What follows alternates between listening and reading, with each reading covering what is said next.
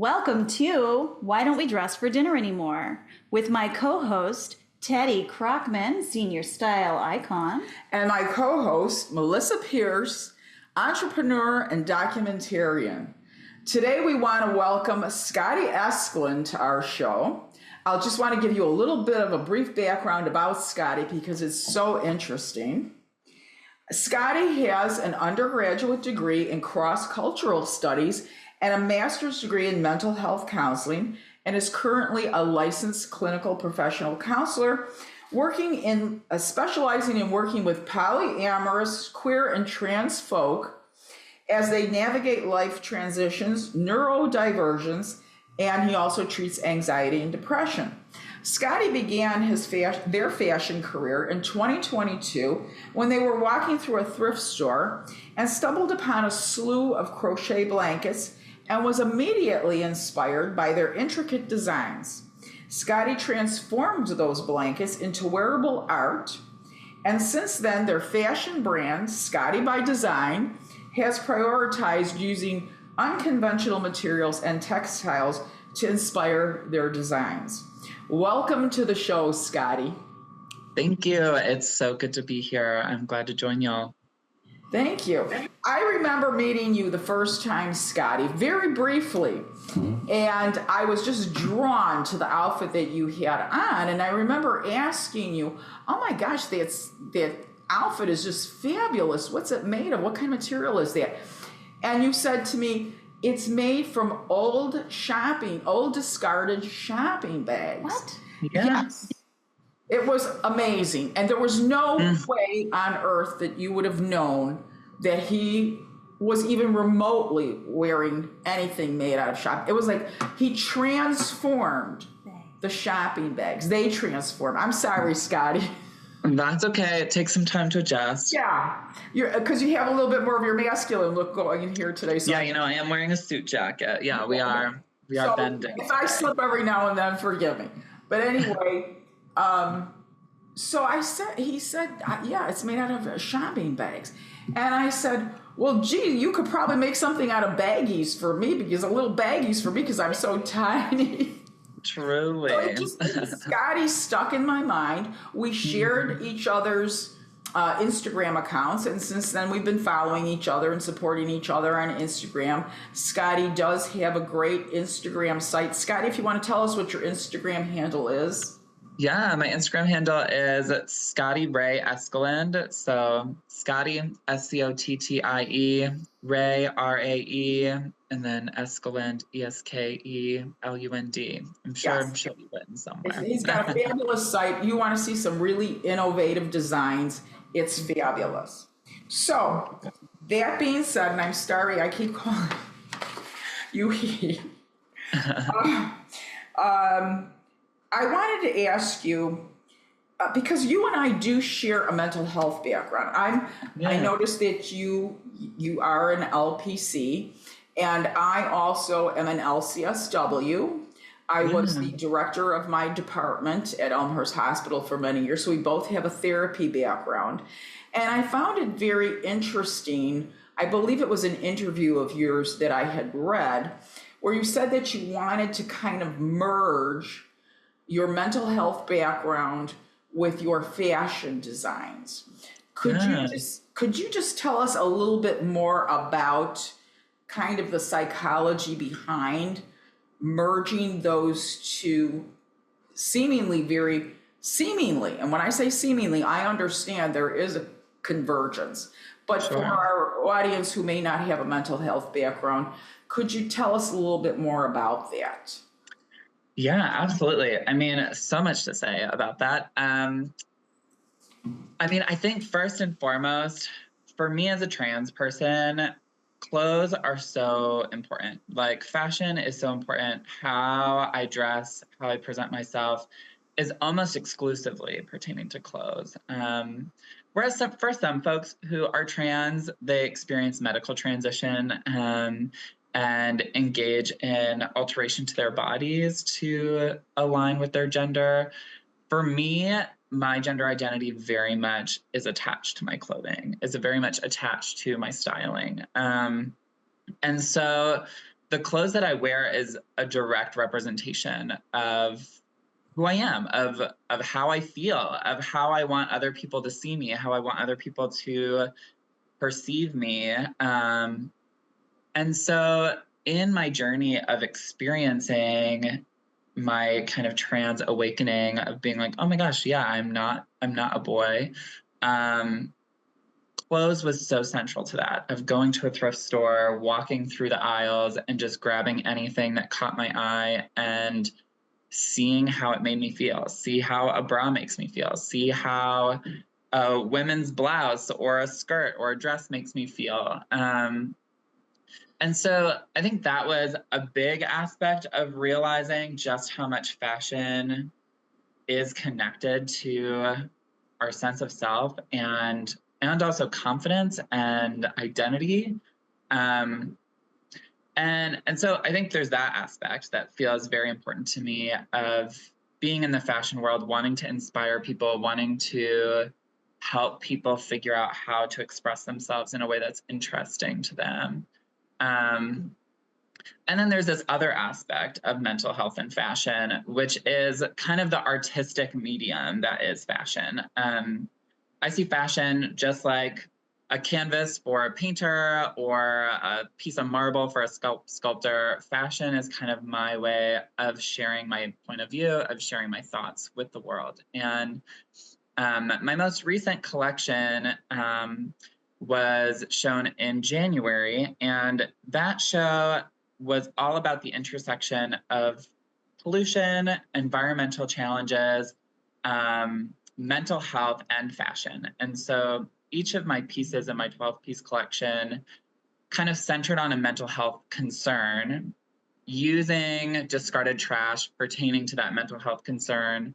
And then I wrote a spoken word kind of talking about our mental strife pertaining to that idea. So, for example, one of my pieces was about addiction. And so I made a garment out of cigarette butts, and the model had this, like, the spoken word was all about this idea of like needing more, needing something to numb your pain, needing something to distract you, needing something to kind of make you feel less. I had one that was about restricted eating and disordered eating, and the model was in a measuring tape dress, and it was about, as a therapist, the things that I hear from folks who do experience disordered eating, of fixation, of control, of needing to have something that they can manipulate, and so many ways that shows up in food and exercise. Mm-hmm. So yeah, that was a very fun challenge to get to incorporate all of those worlds. So I guess fashion has to do a lot with mental health, yes. But very much right now, my trajectory as a fashion designer, I think, is moving more towards the performance art of fashion and really highlighting some of the cultural commentary and mental health commentary that I have about how we engage the world, and putting that on a garment and quite literally having a model wearing that concept on the runway. Because to me, let me just interject for a minute. You are like the perfect guest Absolutely. For the theme of our show. Yes. Because really the theme of this show is what is a psychology of dressing? Why do we dress the way we do? Does the way we dress reflect society, or does society reflect the way we dress? So in your own artistic way, what you're doing is you're taking fashion, which I believe is an art form. Absolutely. So you're taking fashion as an art form, and you're giving messages to your audience about particular mental health issues and how they affect people, and you're demonstrating it. I think you call it conceptual art, Scottie. Is that kind of? Yeah. And you're showing the concept of that particular mental health disorder through your clothing designs, which I think is phenomenal, because not only is your stuff absolutely wonderful to look at and so interesting, and to me it really is art, but I think you're sending an important message to people that there's nothing to be ashamed of. Absolutely. There's absolutely nothing to be ashamed of that, they're wearing their mental health disorder in their clothing. They're showing the world, I have this issue, but I'm still a human being. I still want to be out there and in the world.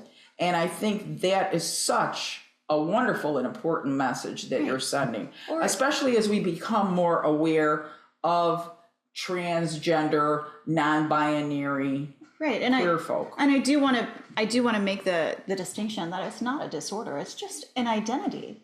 So, if you're abusing substances, it is a right. disorder. And I know you were thinking about the cigarettes, about and their past thing. Yeah. So to be clear, right, it's they're wearing their identity however they want to, and I think that play, which is I think what you're at, just playing with that conceptual art and that play with identity, and how you want to be perceived as chef's kiss. Thank you. Well, and I love the language that you used of play, because that's it, right? Life is a theatrical moment. Like, we are all being little theatrical characters in this stage we call the world, in this lifetime that we're existing in. And so all of us are like playing pretend all the time. And in that, each of us kind of play different characters. Sometimes we play the insecure, sometimes we play the confident, sometimes we play the addicted, sometimes we play the hopelessly in love, sometimes we play the fiercely independent.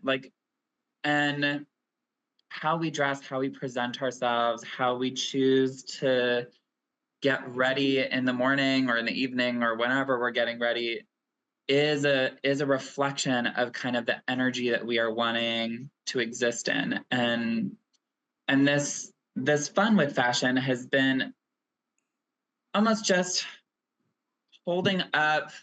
Someone said it to me so much better than a mirror, because it's so much less than a mirror, but it's so much more than a mirror. But holding up a mirror to people, of being like, hey, these are some things that we wear.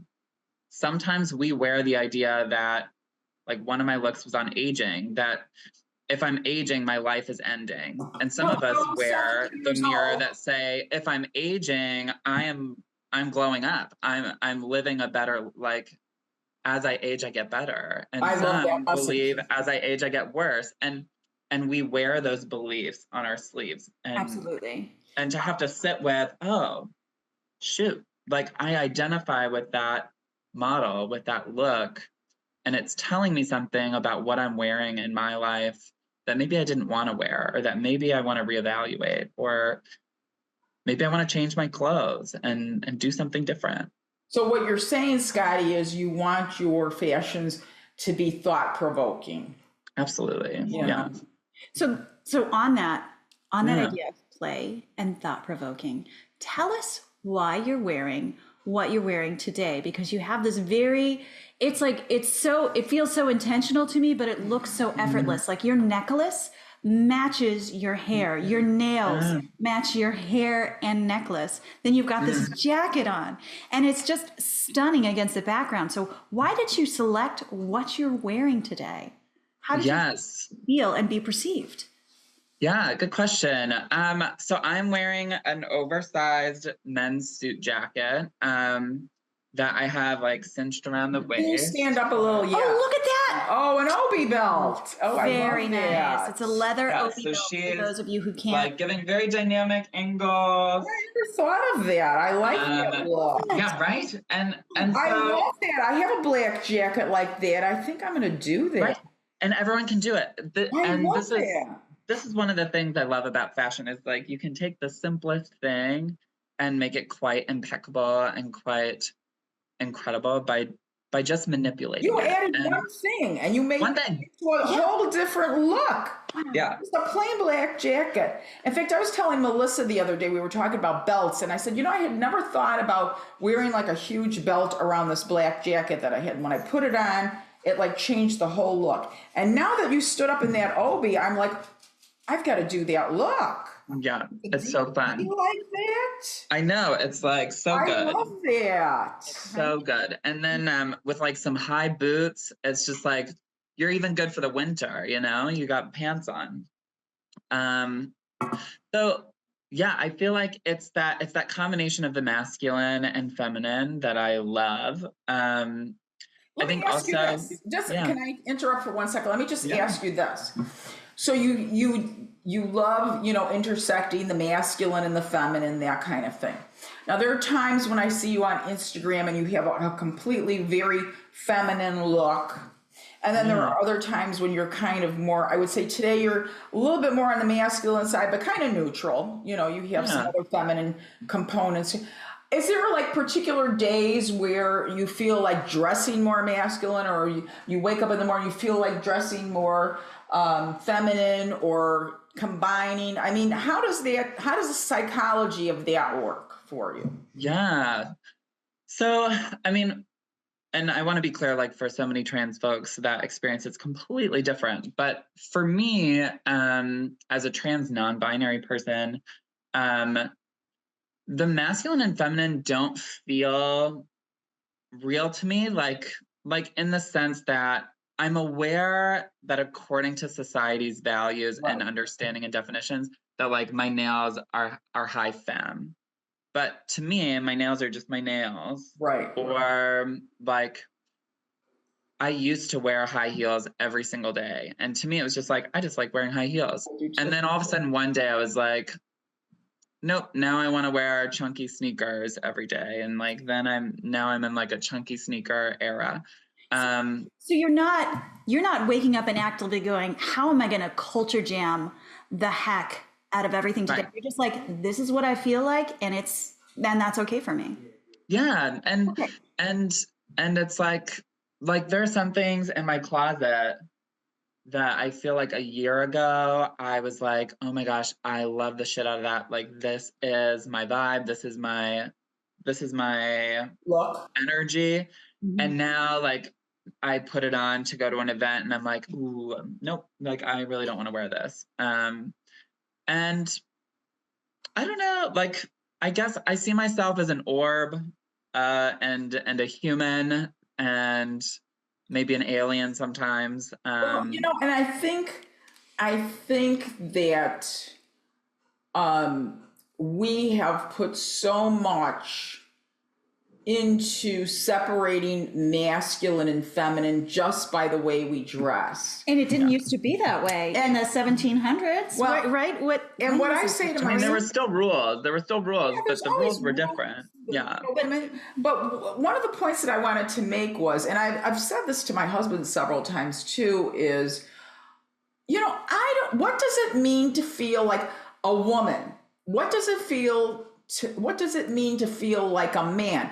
Other than the way you dress, because I'm very girly, but I do like a little masculine twist every now and then. Yeah. But when I think of myself, just of me, in my brain,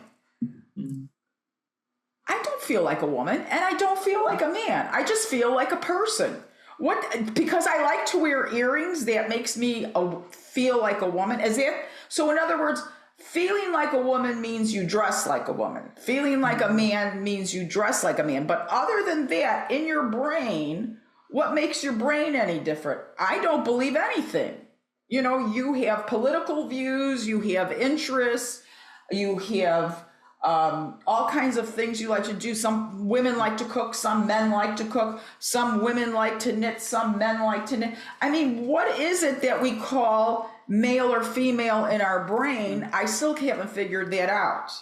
Right. I mean, and I think that that is what I want so many cisgender, like folks who identify with the gender that they were assigned at birth, to think about, because the reality is gender is a construct. Clothes is a construct. Someone made it. Like, it's quite literally constructed. And so what does it matter? What does it matter what any of it is, except for just what do you want it to be? Like, if you want to wear earrings and, have your hair up and put on makeup, great. Like, who cares? And if you want to, put on coveralls and have grease on your knees and, dirt under your fingernails, great. Like, enjoy it. And and that maybe that is what liberation is that all of us are able to just do what we enjoy without the rule of it having to be that way. And Absolutely. and to that point, you know, I think something really interesting for me, and to your question about like, do I dress femme, do I dress masc, is I actually had to get over that hurdle in my transness, because when I first started experimenting with my gender, I was like, okay, I wear high heels, I wear skirts, I wear dresses. And one day I was like, I don't want to wear heels today. And I had a crisis of like, a crisis of identity. What does that mean about me? Like, if I don't want my heels, then like, am I less trans? Am I not femme enough?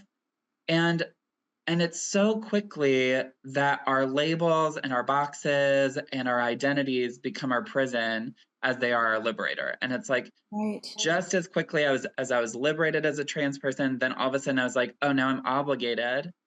And then to take a step back from that, take a breath and be like, no, Scottie, the liberation is that you can do whatever you want.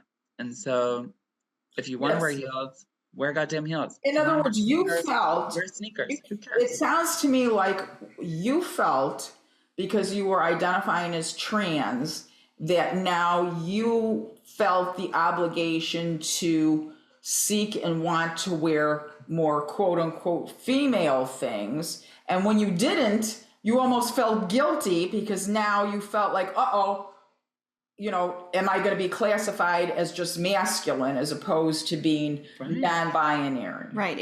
Am I not following the rules? Right. Are you not rules of the not rules? Right. The rules of being a beautiful human are you wear what you want. Exactly. But if you can't represent that to society and they can't see you, then that becomes an issue, and can be a real issue. And do you? Because your whole thing in fashion right now is to kind of do this play in this culture jamming and making this be. So, you know, in that, I would be so interested to know, in that play between the masculine and feminine, and like not actually having them and kind of transcending those titles of what you're wearing. Being seen in society, like knowing that you've picked what you want, but then being seen, like how does that work when people are pushing back on that? Like what, like, do you have to build an armor? You said earlier that you're a bubble of Scottie, which I love. Yes. An orb. You did say an orb. So you're this energetic orb, and you're wearing a little bit like more culturally masculine stuff. Does your orb push back on that? Do you have some like quick one-liners? You're like, no, thank you. Like, how does society? How is that working? Yeah, it's challenging. For a long time, so I mean, so many journeys on that. I will say it is shocking to me how much people really intentionally gender me, like when I'm out in the world, like the amount of sirs, ma'ams, miss, Mr. Well, look at me. You know, I called you Liz 3 times today. Yeah, and we love to label things. We just really do. And so at first it felt like an attack. Like at first it felt like, oh my gosh, all of these people are against me. All of these people don't see me, and I feel like it would become really exhausting. And I found myself in a space where it was just like, I've curated a beautiful home, thank God, because I would just like stay home. I would have people come to me unless I was like specifically at something to show fashion or to go to an event where like I had my people, and I got very protective of my own energy. Yeah, and I kind of like, there was a point when I realized I stopped looking at people in the face. Like I would look at the horizon, and I would pretend that like no one else existed, because if I did acknowledge people's existence, I would get gendered and or I would get responded to, or I would get a look, or I would get gawked at, or, you know, even people profusely complimenting me, like at some point just got exhausting. I was like, I don't want to be your object. I don't want to be your object. Yeah. I don't want to be your entertainment. I'm simply walking down the street. I'm like, well, in that vein, can I ask you this question? Yeah. So did your evolution in fashion, because you use discarded objects to create your fashion. And to me, it just hit me, and maybe I've got it wrong, so you can tell me your thoughts.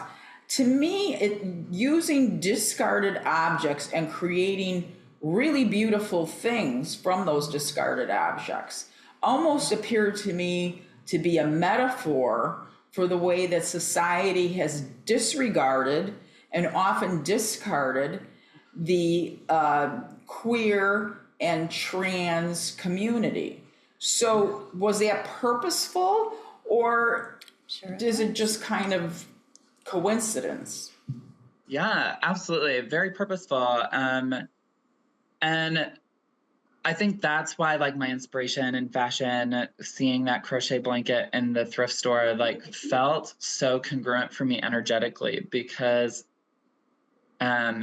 we get what we get, you know, like the materials that we have, the bodies that we have, like they're there, and they're what we have to work with.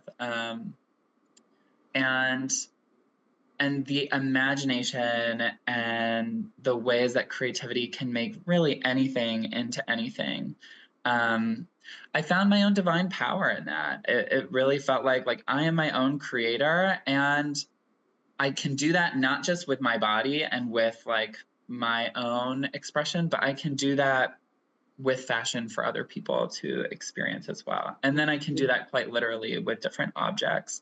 So it very much felt like, and feels like, when I mostly enjoy working with alternative textiles, because there's something about the process of being like, wow, how am I gonna make this into something beautiful? And like getting into that creative, breaking the boundaries, breaking the rules kind of mentality ends up feeling so liberating to me, not just in fashion, but I think in life in general. It just struck me that way. Now let me ask you this. So that being said, how do you create your fashions so that they're also commercially viable? Because I saw, I think, some clips, Scottie, of your last fashion show, which looked really dramatic and wonderful. Sorry I wasn't able to come. I think it was in January, wasn't it, or something? Yeah. And it was just a wonderful show. But how do you make your clothes so that, is there a segment of clothes that you create for fashion shows and a segment of clothes that you sell for the general population? Or are you just, I shouldn't say just, but are you more of a fashion artist as opposed to a fashion designer? Ooh, Scottie and I were just talking about what was next for them. So tell us what's next. Yes. So great question. Again, this has been like part of my journey, is that when I started doing the crochet blankets, there was a bit more of an intersection between like commercial value and creating something interesting. But I found myself like all of a sudden paying attention to demand, right? All of a sudden paying attention to what do people want to wear, paying attention to who's going to want to wear this. And it started to like really fog my creative process, because, you know, I think it's like so many museums, some of the most incredible art was published posthumously, was like stuff that people made that wasn't for anyone, and then someone discovered it after they died, and then they were like, oh my gosh, this is incredible. And so for me as an artist, similarly, I feel like I create the most beautiful things when it's not for anyone but myself. And I was just struggling with that, with trying to make something commercial, because there aren't a whole lot of people that that dress exactly like me, or like are up for wearing, assless chaps on a Tuesday, like, which is fair. Yeah, Assless Chaps Tuesday. That's a whole thing, right? Yeah. I think so. I think so. I've been there. I don't know if anyone else got the memo, but I was there. So part of this, like, fashion art, I think that there was a point for me where it was like, you know what, the commodity here is that people get to experience something incredible, and that people get to experience something artistic. And so the commodity being paying for that experience, paying for that show to go to. At some point, I would love to kind of travel with some of these collections and let people experience this mental health journey through fashion, kind of as an art installation. But then as far as more commercial fashion, I am working on starting a trans lingerie and swimwear line, and working with pattern makers to really make expertly made swimwear and lingerie that is effective at tucking people's bits and pieces, so that they can wear swimwear, wear lingerie, feel confident and attractive, and that it's going to be effective. And currently the market doesn't have it. I was going to say that's very cutting edge, because I personally know of no one right now that's currently designing anything specifically for the trans community. You basically have to pick from either what women are wearing or what men are wearing, combine them, whatever you want, but there's nothing specifically for some of the dressing challenges that you may have. Right. You want to go more, feminine, or vice versa. There are a few like non-binary clothiers out there. Really? But they don't make it go. It's just like, oh, this is unisex, and so it's like, anyone can wear it. So it's not as interesting as what you're talking about. I mean, you're talking about something pretty incredible. And even there are binders that trans masc or trans non-binary AFAB folks, people who are assigned female at birth, might wear. There's tucking underwear, which is basically what helps tuck a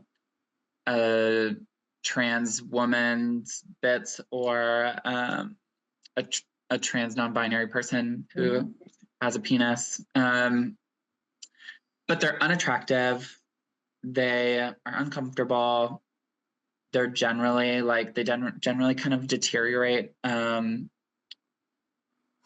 the websites are horrible. The shipping is horrible. It's just, the infrastructure isn't there right now. Do you have a timeline when you're going to have this lingerie swimsuit line out at all? Do you have that sketched out in your brain at all? I'm really hoping. So right now I'm working on getting a prototype for a bikini bottom, a one-piece swimsuit / bodysuit, and a lingerie piece that's more like lacy. Right now we're working on the bikini bottoms. I just tried on the first iteration last week, and it was very effective. We had some changes that I want to make aesthetically. I'm hoping, fingers crossed, that we can get those 3 prototypes kind of nailed down by the end of November. Because I was going to ask you, are you going to be in Chicago Fashion Week at all? I don't think you're going to. No, I'm not going to be in Chicago Fashion Week, just because my stuff isn't quite commercial enough. But I'm definitely hoping by next summer I'm able to really have some of this stuff ready for our trans folks, and even if I could get some ready by the winter for people's vacations. That'll be fabulous. I mean, you're so thoughtful, cutting edge, and I think because of your mental health background, you have a better understanding of the psychology of what people are thinking and feeling and what they're needing. So that's what makes you a very interesting human being. And we're getting to the end of the show. So I just want to ask you one really, really brief question that we ask everybody. Do you have a favorite era or eras in fashion? Yeah. I love 1920s and 1940s fashion, which I think is kind of mirroring, I mean, not exactly what we're experiencing now, but I think something interesting about the 1920s and 40s is like, I think broad society was kind of bleak at the time. Like, it's not like things were the most fantastic. We're experiencing Prohibition, we're experiencing, World War II. But I think the ways that struggle, challenges, when like real life is feeling so bleak, I think a lot of creatives start to look towards something different, imagine something different, get ingenuitive, try something new. So what you're saying is, and this is a great point that you're making, is because one of the questions that we're asking, part of our theme of our podcast is, does fashion shape society or does society shape fashion? And it sounds to me like your thoughts, and you can correct me if I'm wrong, it sounds to me like your thoughts are that when things are bleak or dark or however things are in society, the fashion world will try to negate that or help to move us out of that by the way we dress. Because to me in the 20s, it was the flappers, the hats, the, short skirts, because women were wearing their clothes up until then down to the ground. The skirts got above the knees, the roll down stockings. In the 40s, it was the World War II. We had the broad shoulders. Women were pitching into society and working in factories a little bit more. So the look got a little bit more, I would say a little bit more masculine, with the big, broad kind of V shape. So it sounds to me like, Scottie, what you're saying is that fashion actually helps to shape and influence society by changing the way we look or dress. Yeah, I mean, I think, especially at the pioneers of fashion, right? Like, I think there is an opportunity to imagine a different reality. And, I would even say, I think for so many of like the trans and queer community today, like, and I mean, when you think about fashion and fashion trends, they tend to originate in communities of color and in trans and queer communities. Like that tends to be where a lot of these fashion trends start. And then maybe someone sees it and then replicates it in what we call street style now. Right. And so, but it started way before then. It started way before it got on, Paris Fashion Week, London Fashion Week, Milan, all these places. And so I think it's when people are experiencing marginalization, they have to imagine a different world. They have to imagine a different reality. And then I think they become the creators of a different reality and a creator of a new age. And I think that's so much of the power of fashion. And I agree with you. I think you're right. The queer and Black community have through our history, have had such a strong influence on the way we dress, just because they had to create a better feeling for themselves, a better outlook for themselves. And so they did it through the way they dressed. Right. And it's such a strong, you have to create such a strong identity in how you present to the world when you're in a marginalized community to say, here I am, here I am, here I am. See me. And people see it and they're like, holy crap, that's like, I feel like that's a genuine, authentic thing. Absolutely. And I want to feel that way myself, which is kind of great. And so thank you for that. Yeah. I mean, a quick thought before we go. I think something so fascinating is I went to the fashion outlets last week because I'm going to a wedding, and I was like, oh my gosh, I want to wear something incredible. And I walked around, and I kid you not, like I went in there being like, okay, money's no object. I just want to see what kind of like fun things people are doing. I was so bored. I was so bored and so disappointed by the fashion that was being sold. And I think even there's a bit of a message, right? That like that we're seeing corporations, big names, places that are more accessible, just kind of saying like, go back to what's safe, go back to doing like what's normal, what is acceptable, like find your box. Here is like the classic short. Yes. Here is the classic, like I saw the same body shape of clothes at every store, same clothes, same colors at every store. And I think that there's something there of like,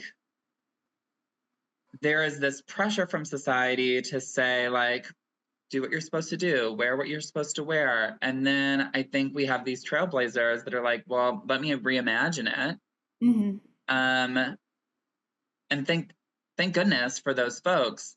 But I think how interesting for a society to really support and like invest in the expression of its people. I'm curious what that would even look like, because it was really shocking to me.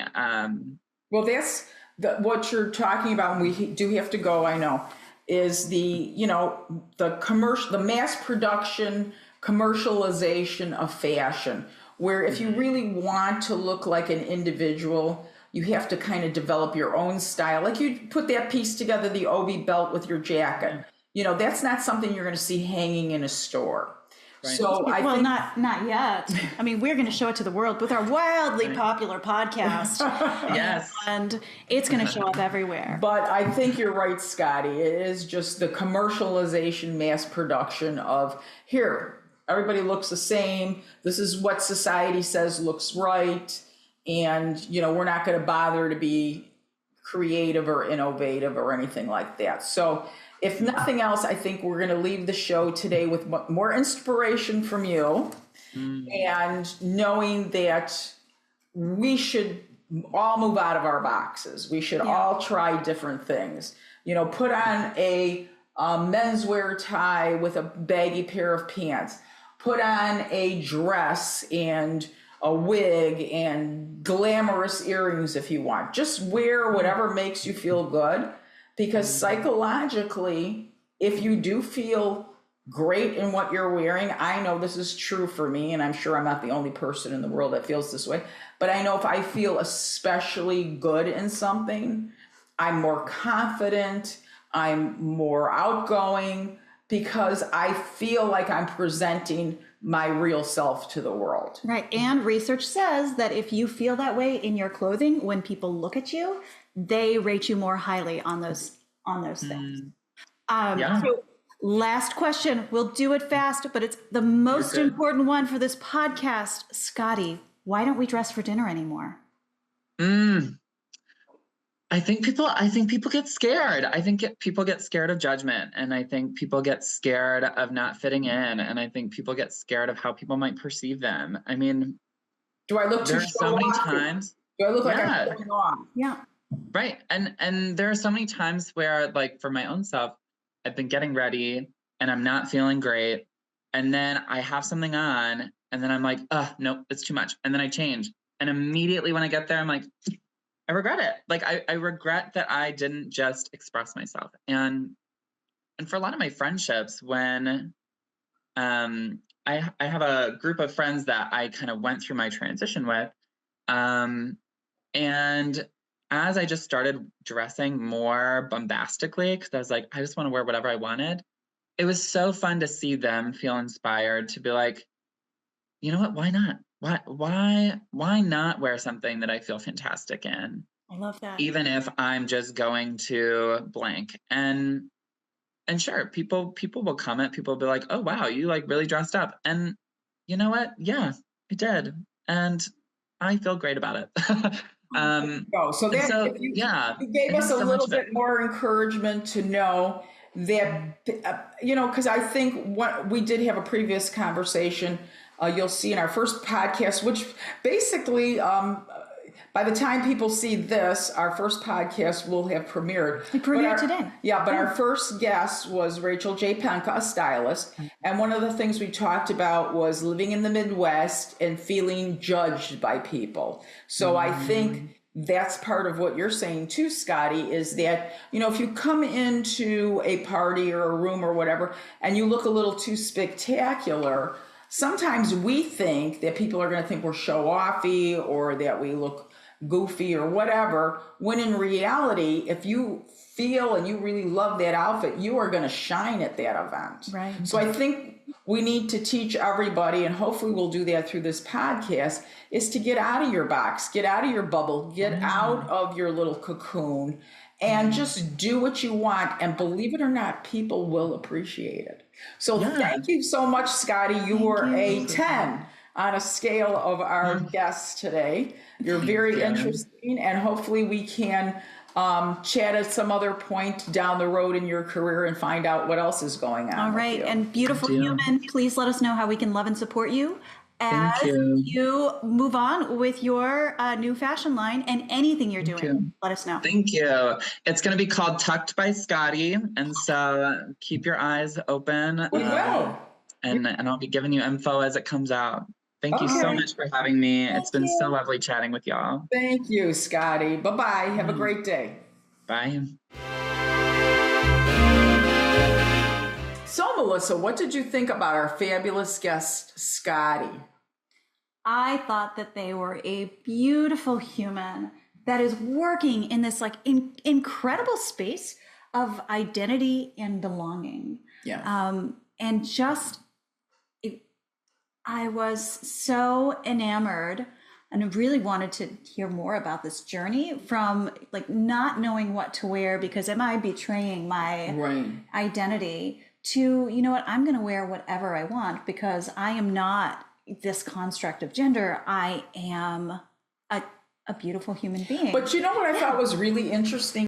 What I thought was really interesting was that even though they were going through the trans journey initially, once they weren't wearing high heels all the time or not feeling like they were wearing feminine enough clothes all the time, he actually started to feel guilty.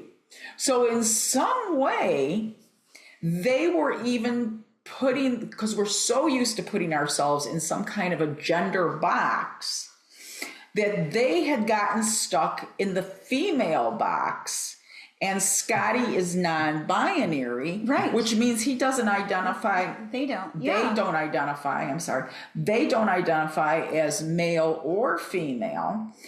Yet they were kind of stuck in the female box for a while because they felt they needed to prove that they were free and could dress female, etc. Yet they might want to dress masculine one day or a little bit more masculine. And he kind of, for a while, felt kind of trapped in the box of needing to dress female. So even as a trans person, they were boxing themselves into female or male. And they had to kind of find, excuse me, but I'm a 70-year-old woman. What could I tell you? Everyone, it's a work. I'm a work in progress. Right. I'm a work in progress. But they felt trapped in a way until they came to the conclusion that I don't need to prove that I'm more female. I don't need to prove that I'm more male. I can just be whatever I want to be for the day. Right. Well, it's really something. I mean, listening to Scottie talk about that journey for themselves you can think about that journey of identity for everyone. Yes, absolutely. Right? I mean, I have that with my hair. I'm still, it's been red my whole life, but it's starting to like get blonde and white, and I'm still coloring it because when I see it growing in white up here in the wispies, it's who am I anymore? So I totally understand this with Scottie. Just in identity wise. I think you bring up a terrific point. Yeah. You just stimulated my brain. Life is a journey. Male, female, non-binary. You are not the same person today that you will be tomorrow or the next day or 10 years from now. Right. If you look at pictures of yourself 10 years ago, and you look at the way you look now, you probably look like a completely different human being. And I would say, to me, it looks like about every 8 to 10 years, you can kind of start to see a person's age. We age a lot faster, believe it or not, when we're younger, because think of the way a toddler looks at 2 compared to the way a 6-year-old looks. It's a completely different person. Right. Compared from a 6-year-old to a 12-year-old looks like a completely different person. From a 12-year-old to a 20-year-old, it's another total human being. So just think about how many evolutions we as one person make in our lifetime, because you will look different. You won't always have your red hair. Of course, you can dye it for the rest of your life. That's fine. But unless you get plastic surgery, your face is going to change. Your bone structure is going to change. Different things change in our body. And we have to learn, I think, anyway, in my estimation, we have to learn to just go with the flow, kind of go with what we have and learn to celebrate every part of our life, because as we age, nobody wants wrinkles. Everybody wants to be the fresh 20-year-old. But the bottom line is we should change that, by the way. We lose some things, but we gain others. Yeah. Because I will tell you, Melissa, as your elder, I am a way different person at the age of 70 than I was at 48. And there are so many things that you have to experience in life yet that are going to change you, and you don't even know what they are. And so whether we're straight, queer, trans, bi, everybody, I think that's the one message that I got from Scottie, is that everybody still struggles with who they are, what's the real identity. And I think the answer is, at the age of 70, I've come up with this answer, that we are many people, that we are no one person. We are many people evolving throughout life. And as we evolve, we change, we grow, we think differently, and that's reflected in the way we dress. So Walt Whitman, I am large, I contain multitudes. Whitney Houston, I'm every woman. I'm every woman. Right? All of those? Yes. Like we do contain multitudes. Right. Yes. So we do contain multitudes. So it doesn't really matter what you identify as or who you are.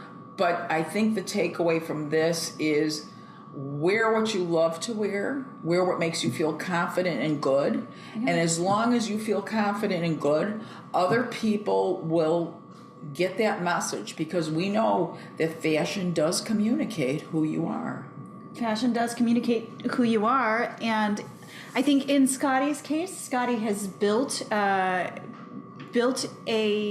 support network around themselves that loves and supports that Scottie can do that. And some people don't have that network that is not going to be threatened by what that looks like. So I am thinking about that as well. Yes. Because we do, you dress in a way that makes you feel safe and seen. Right. And I think sometimes you can marry those two things and sometimes you don't. So I do think about that often. Right. And the question, why don't we dress for dinner anymore? One of the responses that we're hearing a lot from people is people just want to meld in. They just want to fit in. So maybe they wanted to wear this great outfit that they have, this kind of cutting edge outfit that they had to the party or the restaurant or whatever. But in the end, they kind of get scared that they're going to be judged in a certain way or looked at in a certain way, and so they go with the quote-unquote safe choice as opposed to the one that they might have really enjoyed wearing a lot more. And Scottie talked about that, but in the context of going out with friends, people that Scottie felt safe with, right?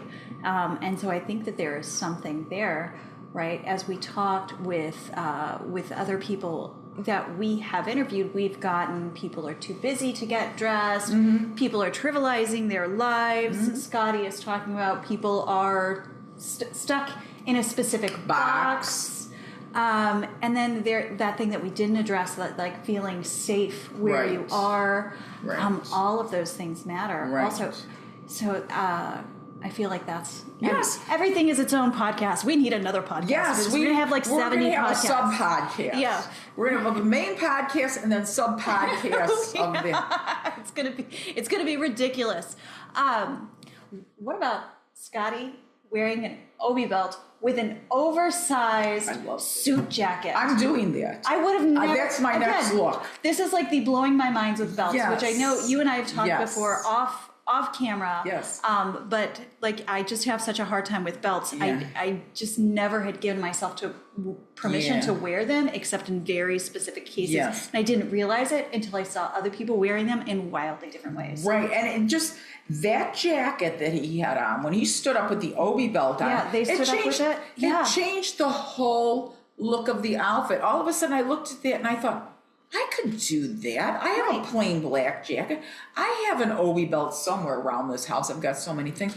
And then I'm thinking right away, jewelry. Oh, I've got this snake necklace that I could wear that would go all the way down. So because they inspired me so much with just that one belt. Because they wore it with nothing, no shirt under it. There was no shirt under it. No bra, nothing.